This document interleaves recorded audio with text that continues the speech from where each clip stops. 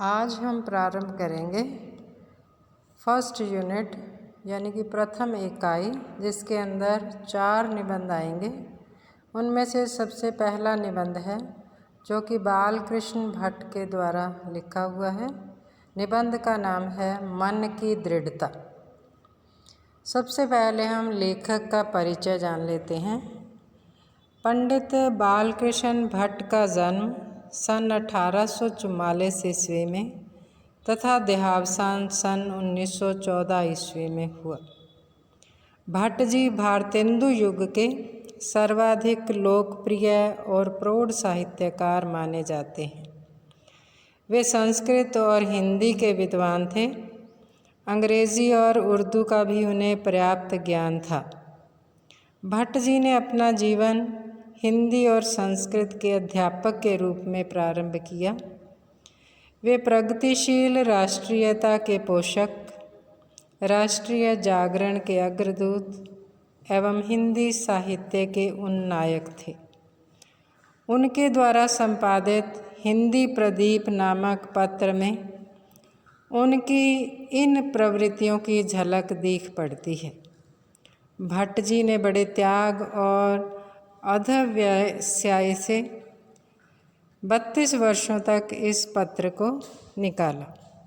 भट्ट जी ने साधारण और गंभीर दोनों प्रकार के विषयों पर निबंध लिखे हैं। आँख, कान, बातचीत आदि साधारण विषयों पर उनके निबंध अत्यंत रोचक एवं विचारपूर्ण हैं। उनके साहित्यिक निबंधों में चरित्र पालन, साहित्य सुमन और भट्ट निबंधावली 2 भागों में उनके निबंध संग्रह जो हैं चयनित किए गए हैं। भट्ट जी के निबंधों की भाषा व्यवस्थित एवं परिष्कृत है। उनके समकालीन पंडित प्रताप नारायण मिश्र की भाषा में जहाँ ग्राम्य शब्दों का प्रयोग अधिक हुआ है, वहीं भट्ट जी की भाषा इस दोष से प्राय मुक्त है। उनके निबंधों में गंभीर हास्य की अद्भुत छटा दिख पड़ती है। मुहावरों का यत्र तत्र प्रयोग हुआ है। भट्ट जी ने अपने निबंधों में एक और जहाँ अंग्रेजी के प्रचलित शब्दों का निसंकोच प्रयोग किया है, वहीं संस्कृत के श्लोकों को भी उद्धृत किया है। आंचलिक शब्दों का प्रयोग भी उनकी भाषा में मुक्त रूप से हुआ है।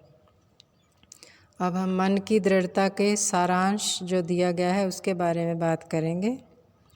इस निबंध में बालकृष्ण भट्ट ने मनुष्य की आंतरिक शक्ति मन की दृढ़ता का महत्व प्रतिपादित किया है।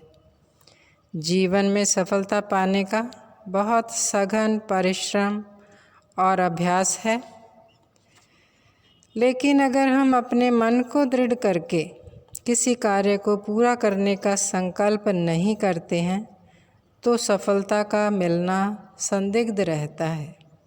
मन की दृढ़ता हठ का पर्याय नहीं है, बल्कि एक ऐसा गुण है जो दूसरों को भी प्रभावित करता है और हमें भी सफलता प्रदान करता है।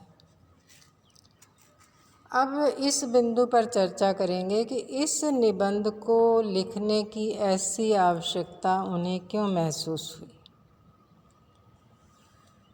ये उनका एक उल्लेखनीय निबंध है जिसमें उन्होंने मन की दृढ़ता एक मनुष्य के लिए सर्वोपरि गुण है ये माना है।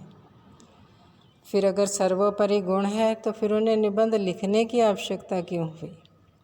तो लेखक ने कहा कि जब हम ऐसा निबंध लिखते हैं और इसमें किसी अच्छे गुण की चर्चा करते हैं तो उसके मिलने वाले लाभों से हम लोगों को परिचित कराते हैं, जिससे लोगों के मन में जिनके अंदर ऐसी दृढ़ता का अभाव होता है और जब वो ये देख लेते हैं कि मन की दृढ़ता से किस प्रकार से लाभ हो सकते हैं, तो धीरे धीरे वो लोग भी अपनी मनोवृत्ति को बदलना शुरू कर देते हैं।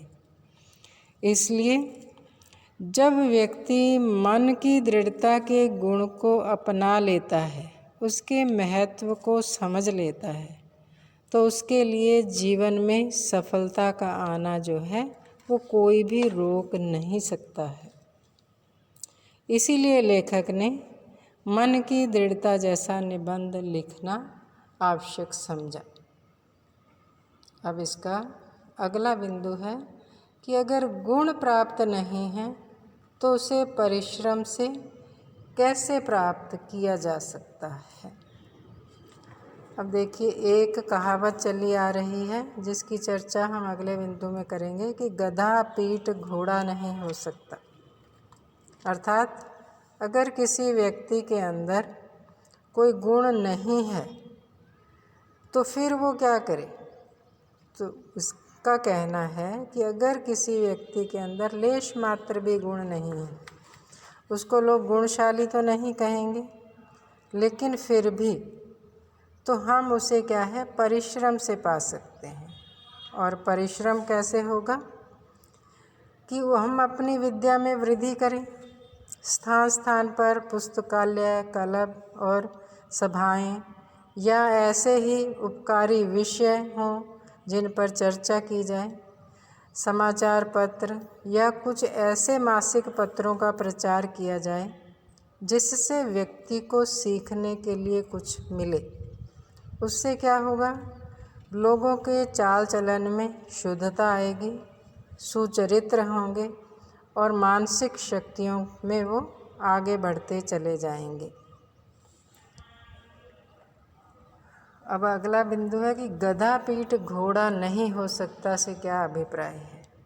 इसका अर्थ ये होता है कि अगर हम गधे को पीटते रहें कि वो घोड़ा बन जाए और घोड़े की तरह तेज़ी से काम करे, लेकिन ऐसा नहीं हो सकता। उसको पीट करके वो जो है, उसकी मनोवृत्ति जो है, उसको हम कुछ हद तक बदल सकते हैं, लेकिन उसे पूर्णतया नहीं बदल सकते हैं।